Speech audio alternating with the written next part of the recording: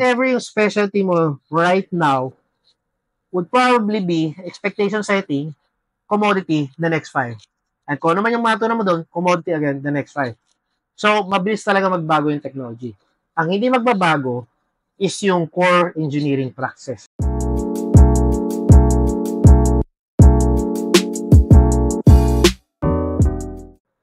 Hello everyone, welcome to another episode of Young CTO. And today with me is another young CTO. Franz, can you introduce yourself? Hello, Franz Alan C., CTO of PDAX. Yan. Yeah, so we are here at the PDAX office in Ortigas. Undisclosed location. Undisclosed location, yes. So friends, let's start off by asking, what was your journey like in the tech industry? Was it generally hard, normal? How would you categorize it? Regular. I guess. So, start yan nung college. Pumili ako ng course. Pinipili ko yung course na kung saan magaling yung school. Magaling yung school. So, sa Lasal, pinili ko IT. IT. Pero gusto ko sana mag-doktor. Okay. Layo. Medyo layo nga. Pero, sa Lasal kasi maga yung exam eh. So, nakapag-exam na ako, lumabas yung result, na-interview na ako for scholarship, pasado na ako scholarship, so sabi na, good ka ba? Hindi. Ano na lang yan eh. Right. Hindi pa nagsimula yung exam sa ibang colleges. Oh, okay. So, parang ngayon, parang hindi na ako naipagsaapalaran. Sige na nga, join ako. Ayun. So, kaya ako naging IT ngayon. Para wala masyadong madaming entrance exam. Oo. Kasi otherwise, aral ka na madami. Kasi, kunyari, mag-stay ako, mag-exam pa ako, mag-apply pa ako for scholarship, eto, parang ino-offeran na ako ng scholarship. Yes or no lang. Right. What got you your scholarship? Ano ba to? Yung parang financial assistance. Financial assistance. Okay, sige. Moving on, no? Ano naman yung first job mo? What was that like? Software developer sa Exis Global. Sa Ortigas din yun. Mahilig ka dito sa Ortigas, apparently. Nakakadalawang Ortigas pa lang ako. Yun, saka ito. So beginning at the end. Yes. Huwag naman the end. Parang the end. Current pala. Current. Right. And how was that like, your first job mo? Were you coming in as parang magaling na talaga or parang you jump from academe to the industry in that sense? Kasi by that time, rumarakit-rakit na ako nung college eh. So, umuipitik-pitik na ako ng mga stuff. Wala pang Upwork nun. Rent a coder yung ginagamit ko nun. Right. And remote to? Remote. So, US, Australia, yes. Europe. Hindi naman malaki yan. Parang bibid ako ng project $5. Project yun, hindi yan per hour. $5. $5. Pero matalo ako kasi nagbibid ng $4. Pero yun, natuto ako mag-bid, gumawa ng project, time management, mga gano'n. So, nung yung nag-work ako, I would say, medyo ahead ako ng konti in terms of that part. Kasi may experience ka konti. Pero hindi naman ako matalino kasi. So, in terms of grades, talagang smack in the middle ako. Maraket lang ako. Parang diskarte. Mag-pairing ka na.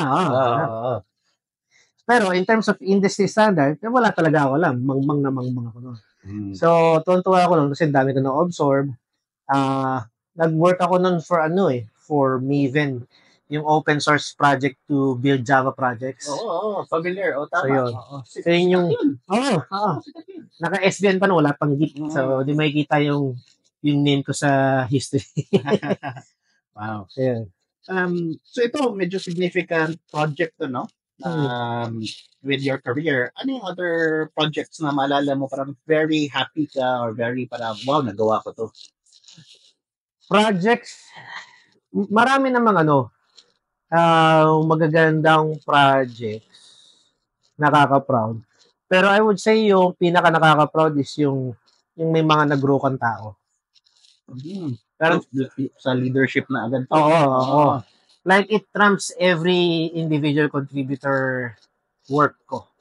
Unfortunately, kapag ganun kasi, hindi siya immediate return. Oo, Let's kasi long say, term yun. long term, oo. Kapag nakagawa ka ng software, it can handle 40 million requests a month. Parang, nakakatawag ka na, ginawa mo, deploy mo, okay na. Pero kapag ginrow mo yung tao, parang na-meet mo siya nung junior pa lang siya. Right. Kasi apparently, naka-impact ka sa growth niya at salary niya. Sa salary niya. Tapos ngayon, leader na siya sa sarili niyang organization. Right. So it takes years before that happens. Pero when that happens, sobrang fulfilling talaga. So obviously, you transition from IC or individual Yes. contributor to a manager / leader, as Yes. you mentioned. And yung leadership nga, yung one of the proudest moment, no? Mm-mm. Was this something you always aimed for from the beginning? Did it Hindi rin. just Hindi rin. happen? O paano nangyari yun? Well, sa career ko na team lead ako, mga ganon. Nothing formal na manager position. Hanggang sa one time, parang may company na ina-apply, na nag-apply ako. They tried getting me. So, usap-usap. Weird lang kasi akala ko na-apply ako dev role. Walang technical questions. Puro management questions. How do you manage remote teams? Pilipino tayo, puro tayo remote. Na lahat ng katrabaho natin nasa US, sa bansa. Right. Yun. Ganito, how do you do Agile? I've been doing Agile since 2000. Ganito, simple lang, normal lang. Parang kasalanan ko lang na management role yun. Nung nakita ko na yung job offer, nakita ko yung title. That's what manager. Okay. Kaya pala walang technical questions. Right. Yung pala yun. Ayun. Right. It's so interesting also, no, to our audience. Napapansin ko rin yan, as you get to a manager role, hindi na tinatanong masyado yung technical. Is Parang assumed na lang at one point. But I think also, verify naman siguro. At pagdating mo at that point, may background check na siguro sila ginagawa or... Ang importante kasi is you can speak technical eh.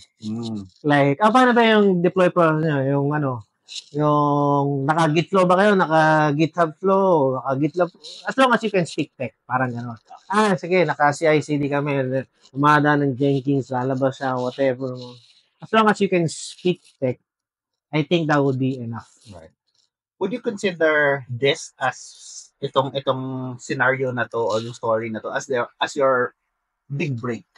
Or may other parang significant break na parang biglang from ganito ka before, tapos parang may nangyari na event, no? Parang world-changing event in that sense, no? Parang that pivoted your career.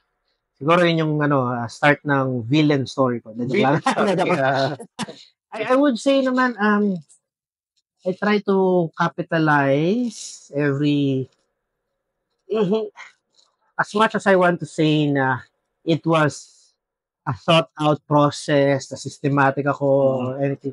Hindi, parang I just do my best with whatever hand I'm given. Parang gano'n. So, okay, nag-management ako. Okay, first day ko nun. Friends, would you like to address the team? Nang hindi ko pa ginagawa na ever, parang papakilala ako sa team ko. Normally, kakilala mo na sa last step, tapos ginawa kang team lead. Ito, parang, okay. Tapos magpe-preside ako ng meeting, hindi ko naman ginagawa. Parang I just need to work it out na lang. So, yun. Accept the challenge, no? Accept the challenge na lang. So, I guess yung scenario na yun was the pivotal career to my management position.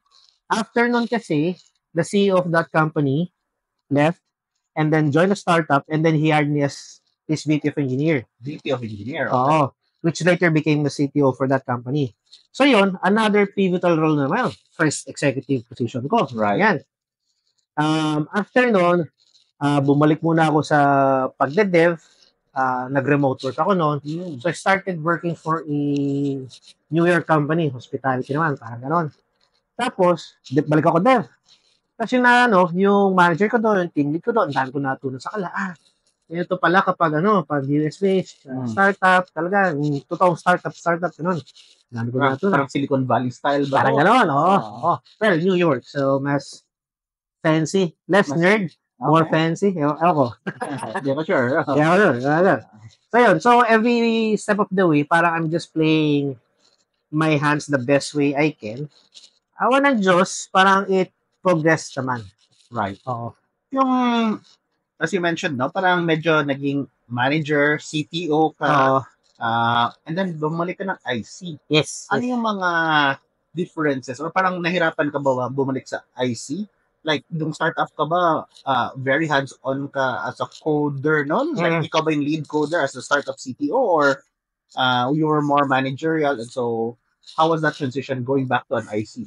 Masarap yung bumalik ako ng IC. Mm. Well, first of all, yung first time na nag-manager ako, and first time na nag-GP, first time nag-CTO, I suck talaga. As in, cringe talaga. As in, bano talaga, bano, ganun. Galit sa'yo yung mga tao mo, ganun. Hindi naman. Actually, for the longest time, akala ko, I failed them. Like, kineri ko yun for like 6 years na, shit, larang napabaya ko yung career sila. Hanggang sa nag-meet kami ulit sa isang event, sa EHED. Tapos, yun na, director level, C-level, Right. mga sarili na silang team. Tapos, pivotal daw yung experience nila doon. Parang gano'n. Parang, hindi naman pala. Hindi naman pala ako gano'n kabano. Pero still, relatively, bano pa rin ako. Kasi, samba lang, magaling talaga sila eh. Yeah. Parang regardless if it were me or somebody else, parang they're really good talaga. So yun. Masarap mag-IC kasi nga immediate feedback pag nakagawa ka ng stuff. Right.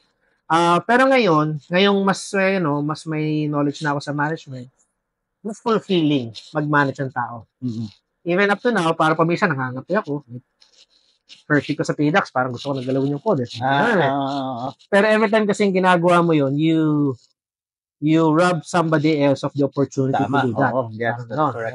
Kasi pag gawa ko yun, parang, okay, sayang, that person could have learned something, diba? Right. So hanggang coaching na ako, mas maganda kapag ganito siguro gagawin mo, familiar ka ba sa ganitong concept, hanggang ganong level na ako. Kasi kapag nag-hands-on nga ako, yun nga, parang may ninako na akong opportunity from somebody else. Right. So, meron bang specific decision for you? Ba't ka bumalik ng IC? Na-burnout ka ba? Burnout talaga. Oo. Like, kung babanggitin mo yung company na yun na pinanggalingan ko sa San Jose City, 3 years after ko malis doon, may trigger pa rin ako. Wow. Parang ganun. Thou shall not be named pala. Ngayon, okay na. Okay. Sure na, okay na? Oo. Pero before, talagang na-trigger ako. Parang, palpak ako noon. Parang yung mga lessons ko doon, parang nalalaman ko lang after the fact na. Dapat ginawa ko pag dapat ito. Mga ganon. So, triggered talaga ako, until ngayon mga next na movements ko, natuto ako, parang, ganito pala mag-one-on-one. Hindi pala to loko-lokohan lang. Meron pala siyang system. Hindi pala siya random catch-up lang, parang ganon.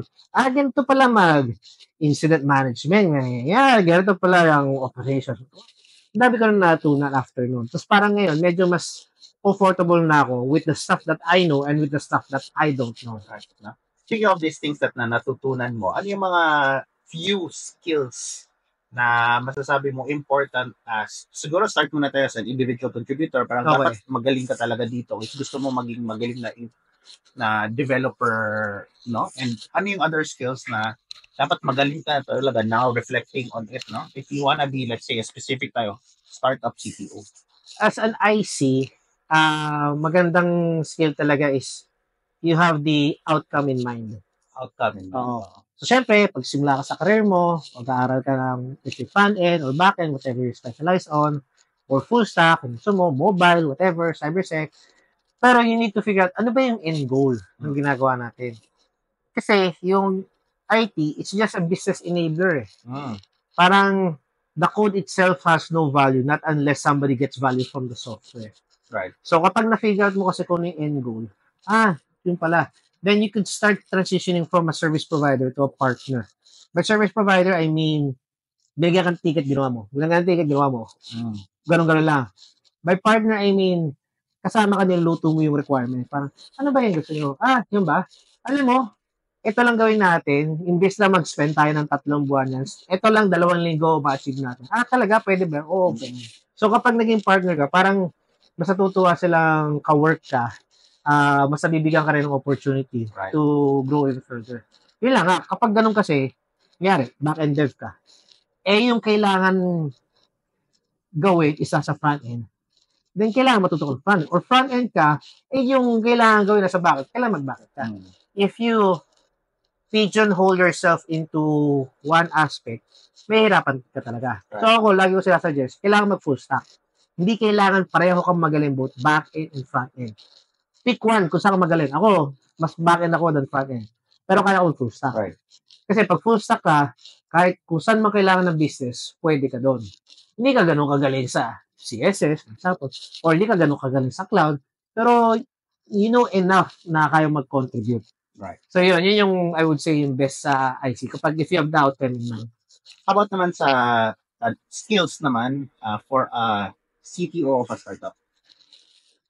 Depende sa stage ng life ng startup eh. Pero I would say yung common for both early stage and late stage would be strategy and talent management. Talent management. Oo. People retention. Or more than that. Hiring people, growing people, letting go with people. Mga ganon. So yun. How about skills naman in working with the executive team? Ito kasi hindi masyadong napag-uusapan.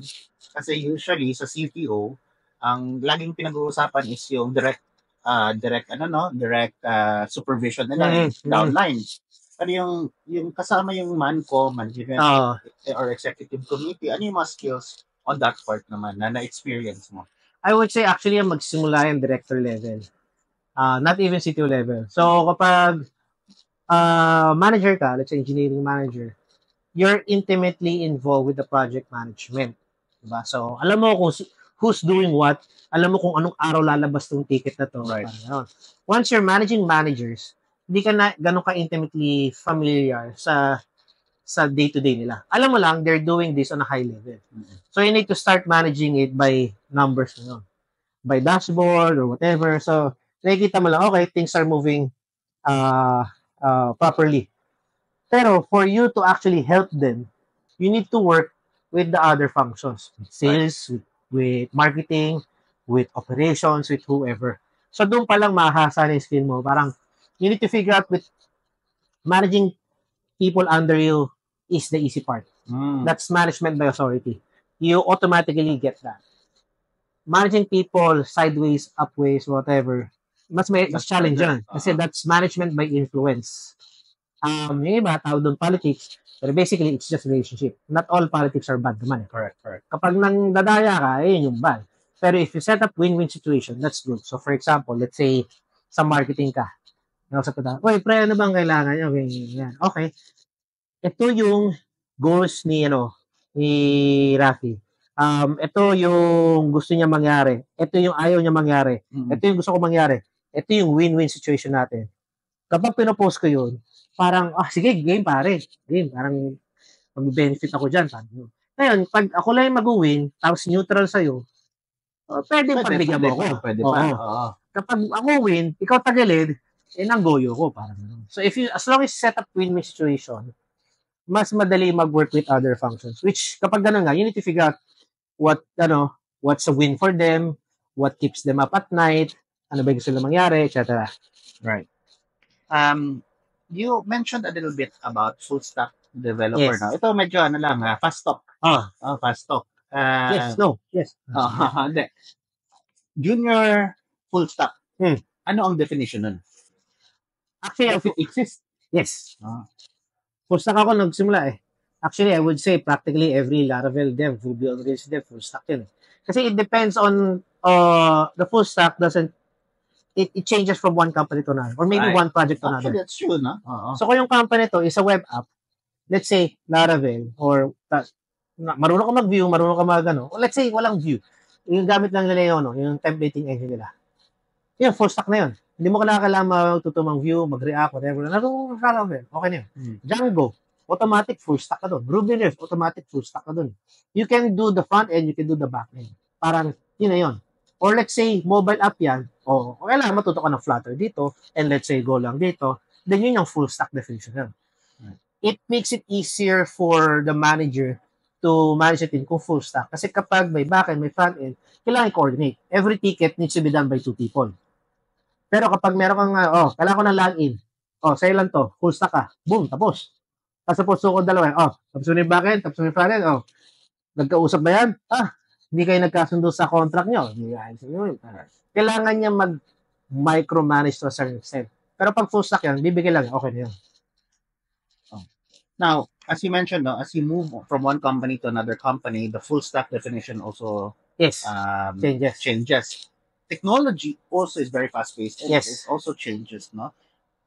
Do you have any strategy on, making sure that you are still relevant in today's trends of technology as a individual person, like a developer, and also as a manager, no? Start mo na as a developer, kasi ang dami na kailangan. Parang fear ko nga ngayon for them is ang dami na kailangan matutunan. Dami. Tuloy. Oo. No? So may strategy ka ba to try, like, just keep it within the company, or may specific ba silang dapat gawin? First, expectation setting. 5 years in IT feels like a lifetime.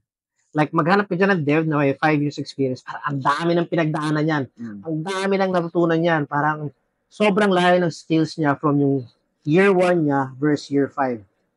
Problema, it's just one lifetime. Pagdating mo 6th to 10th year, kung ano man yung, let's say, specialty skill, meron ako, kunyari, bago lang React nun. Meron ako 5 years experience sa React. Pogi mo nun. Fast forward natin yung career mo 10 years after.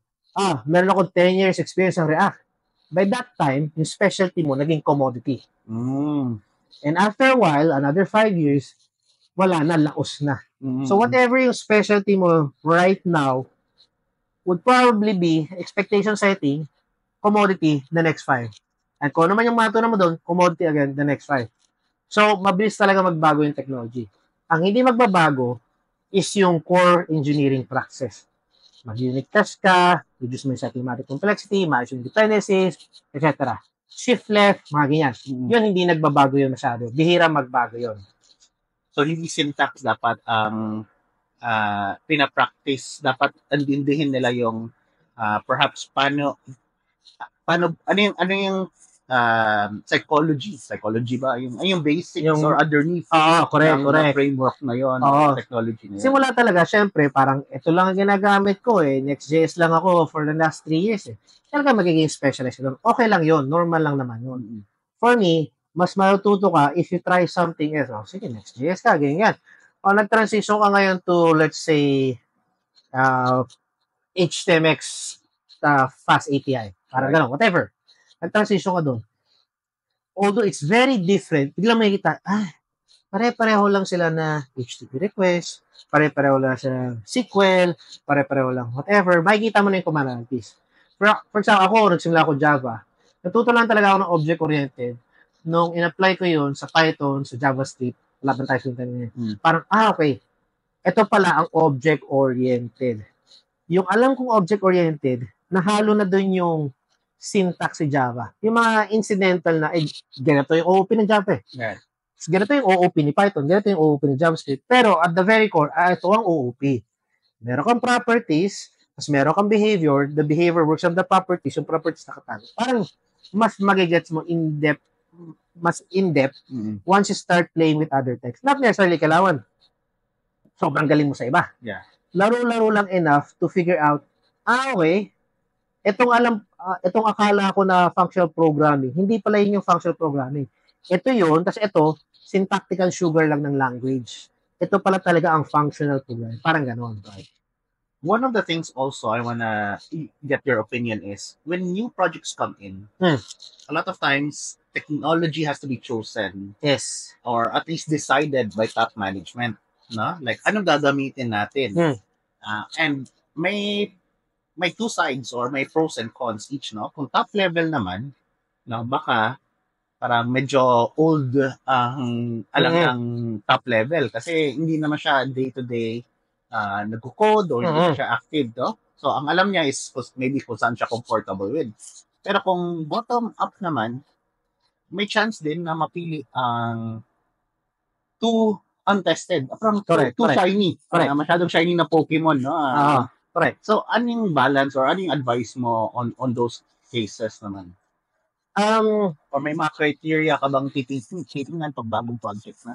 For me kasi, I want to encourage people trying things out. That's how you create a culture of innovation. Eh. Mm. Pero syempre, nasa iyo yung veto power. Parang, sige nga pre, anong gusto mong gamitin dyan? Sige, maganda raw ang Zig. Zig. Sobrang namang exotic yan. Pag nag-down ng alas 2 yan, ikaw tatawagan. Ito yung mga criteria niyan. Paano kapag maghanap ng dev, ikaw magtuturo niyan. Hindi ka pwede basta-basta tanggalin sa project niyan kahit ikaw lang marunong yan. Right. As long as ma-meet mo yung criteria, then okay lang. Parang ganon. Pero syempre, after a while, kunyari, malaki yung team mo, nagkanya-kanya talaga sila, kailangan mo na i-standardize yun kasi nawawala yung yung economies of scale mo. Kasi bawat isa may kanya-kanya. Right. So, you have to fit, kunyari, meron kang 10 teams, 10 different ways on how to go about it. Meron silang 10 problema. As opposed to standardize ka, then you just have to fix one thing or implement one thing and lahat sila makikinabang. Pero as much as possible, I try to give them, sige, anong gusto mo gamitin? Tapos, conversation yon.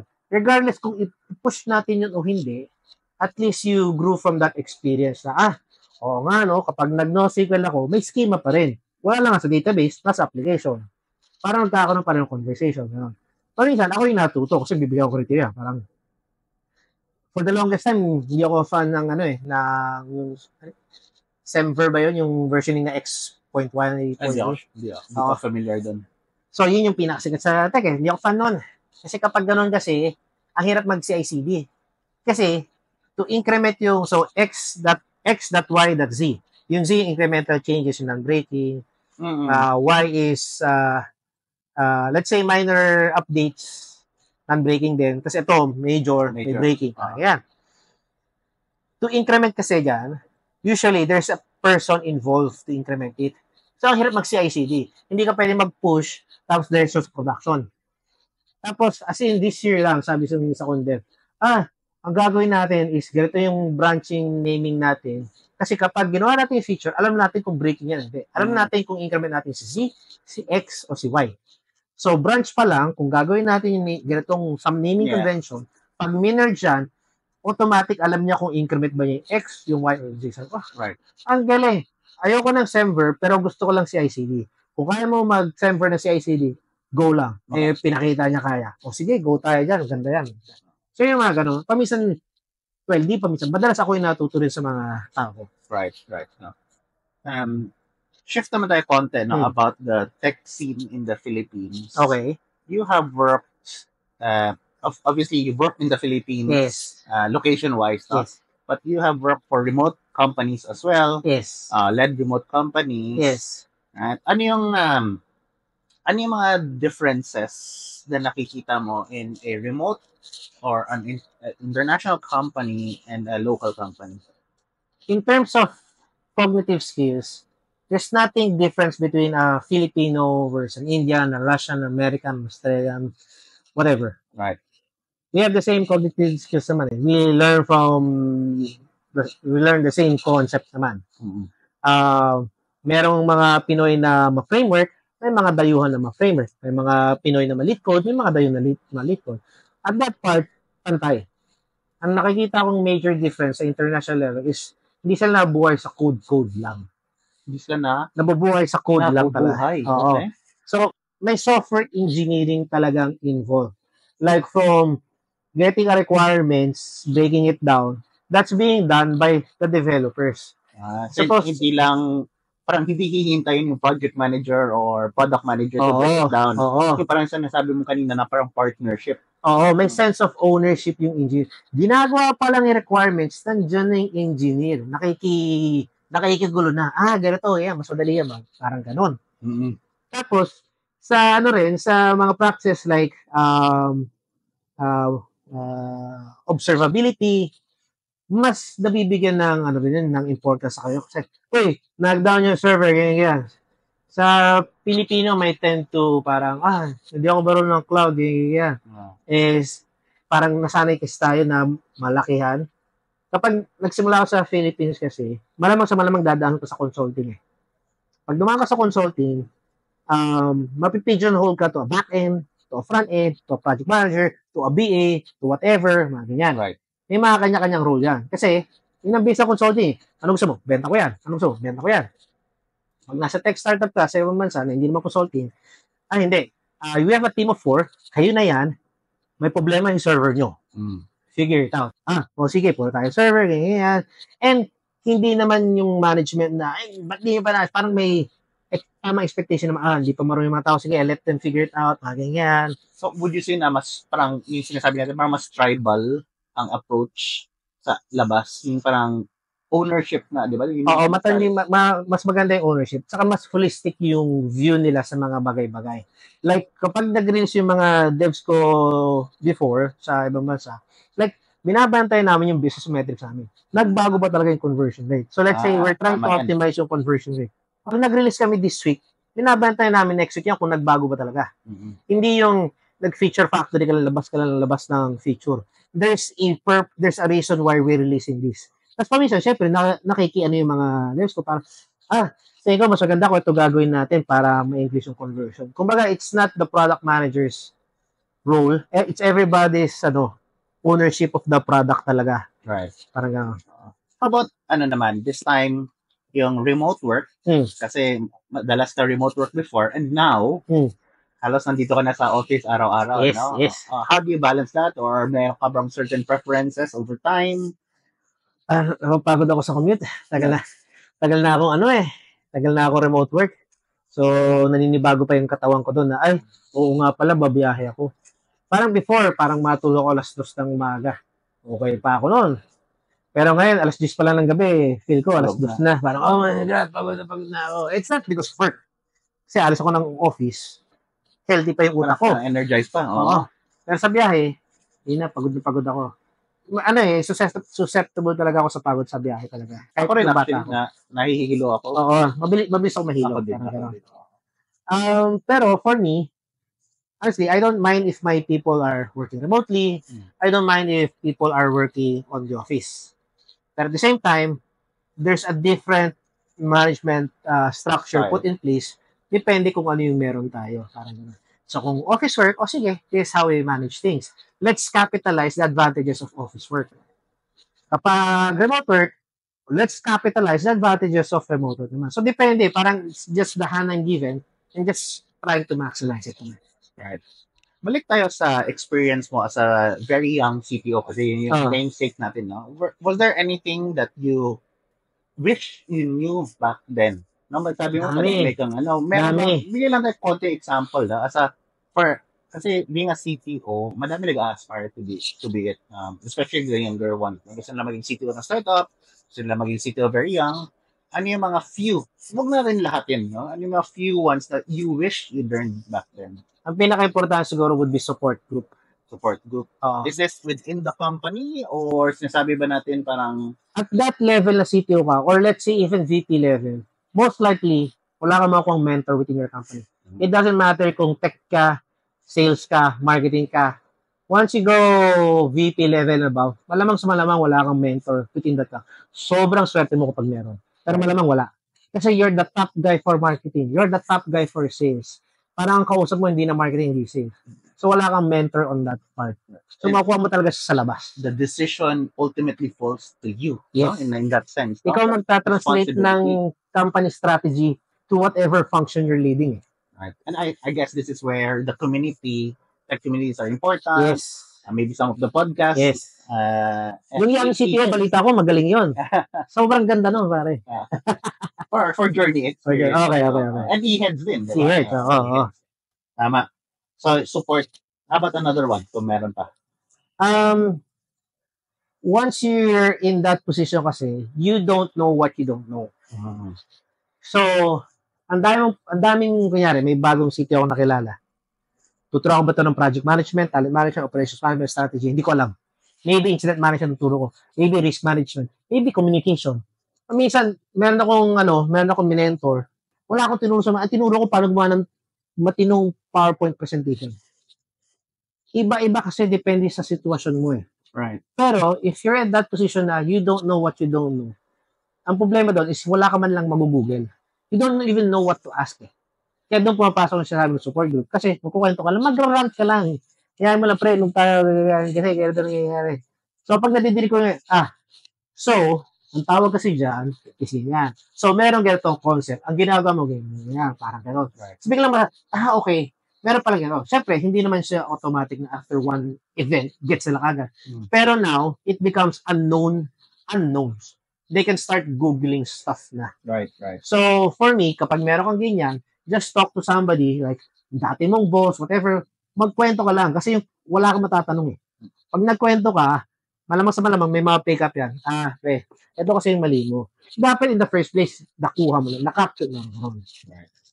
Last two questions na lang. Sige. No? The first one is, as IT professionals, sometimes we enter into different industries. Yes. No? So, yes, nandito tayo sa code level, ganyan. For example, for you now, as you join PDAX, it's obviously a financial industry. Correct. Had you always had financial background? You always work in a financial background? Or, how do you shift from one industry to another industry? Kasi ako din ganun, no? I moved from e-commerce, education, and then now media. Right? So, madami ding skills in between na you have to learn as well, right? Ngayon, fintech, very popular. Is there any kind of skill? Kailangan ba magaling ka sa accounting to join a fintech company? So, may fintech background naman ako. So, I've been in fintech for several years. Pero syempre, yung first fintech ko, that was my first. First fintech ko, I came from advertising sa Japanese market. Yung parang Google nila. Right. So, very different. And was banking, we were selling retail banking solutions to other countries. So, aralin ko rin yung ano ba yung regulation for that country, ano ba yung cultural norms doon. Yan, no? Kasi country level, financial. So, papasok ko lang doon talaga na blank slate, walang alam. You just need to manage talaga na, okay, especially for leadership position, you need to set up your 30, 60, 90 day goals. Pero very effective din siya kahit IC. Pero more so kapag leadership. Yung 30, 60, 90, 30 is you try to understand as many as you can talaga. And absorb ka lang. Absorb. Most likely, kakausap ko ng sandamuko na tao. Swerte ka, kung papasok ka, meron kang mabasa na sandamuko na reference. Kasi ano mangyari yun? Halos wala yan. Kapag kalat na kalat. Kalat na kalat. Pag may nakita ka pa, year 2001, 2021 ba to? Para updated ba to? Hindi ko alam eh. Baka meron na mas bago. So malamang sa mga kakausap ko talaga ng maraming tao just to figure out how things are. And then you try to get that quick win during the first 30 days para you get to build your reputation na I can do stuff naman. Hindi tayo nagkamali sa pag-hire sa tao. Para gano'n. Quick win lang. Quick win. Minor lang. Nothing too big, nothing too fancy. And then you start tackling something a bit bigger. And then gagamitin mo yung momentum mo from your first 30 days to assemble your team or whatever to achieve something. Let's say kung IC ka, at least wala na makapag-bug fix ka na in the first 2 weeks. Parang ganun lang. Tapos medyo a few bug fix ka na for the first 30 days. 60 days, okay. Medyo may pitik-pitik ka na ng story. Ganyan. On your 90th day, then you could start like figuring out the next like 12 months kung anong gagawin. Parang okay, medyo pag-bug fix ako, pag-story na ako, saan ba talaga papunta to? Ano ba yung business? Wala yung mga ganon. Parang ganon. Medyo may involved ko sa architecture or sa strategy, etc. Kahit IC, pwede bang involved strategy? The 90-day plan really is a great way to start the success, no? So as we have the last question, how does Franz define what a successful tech career is? And how can our audience achieve it? Mahirap yan kasi everybody has a different version of success. Yeah. Yung iba, pera-pera lang. Ibabalik mo ako junior developer, pero sasampalin mo ako ng pera? Go lang. Gagawin mo ako CTO, pero barya lang kinikita ko? Go lang. Sa iba, go lang. Or let's say, it's a mid-level position, pero to a very prestigious company, go lang. So, iba-iba yan. Depende sa tao kasi. So, whatever you want to achieve, parang dun ka. Parang ganon. So, yun siguro step 1, no? Para sa advice mo sa kanila is find out Correct. Ano yung, Oo. ano yung success criteria mo? Oh, and there's nothing wrong saying na, pre, magkaiba tayo. Kasi yung iba, sabihin, oh, pare, eto na, pero sabihin, dali mo ng trabaho, junior dev ka, tapos sinampal ka ng pera, oh.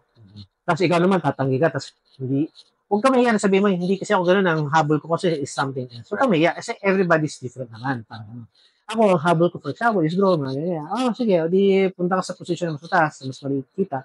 That's a win for that person. So, alamin mo muna where you are, and that might not be as obvious.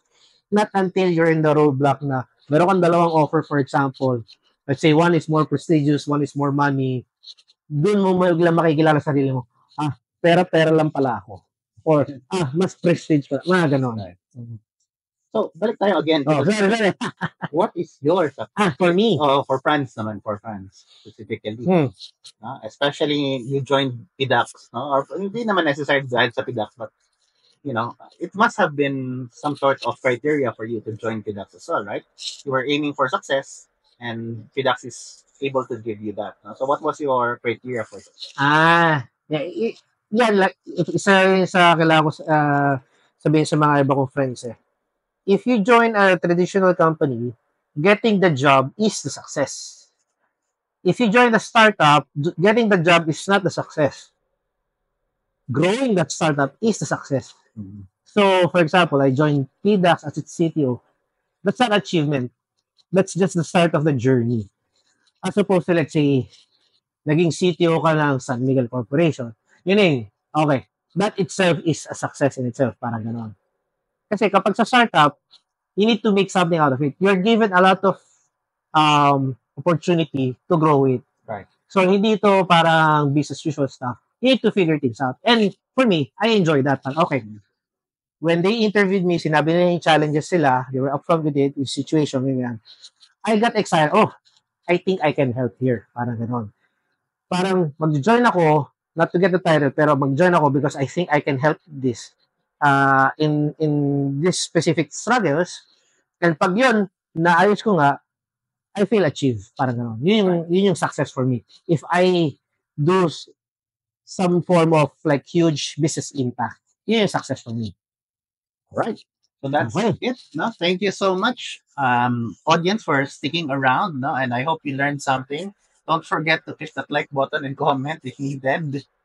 Please also check out my other podcast, Kaka Computer, as well, and join also eHeads. Engineering Heads, eHeads. You can search that in LinkedIn. We have a meetup every 8 weeks. Libre yung meetup. There's food, there's beer. Kwentuhan lang yung madalas. Right. And it's, like I said, it's really good as a support system for managers, managers, CTOs. Correct. Yes. But thank you again. Thank you, sir. Take care. Bye-bye.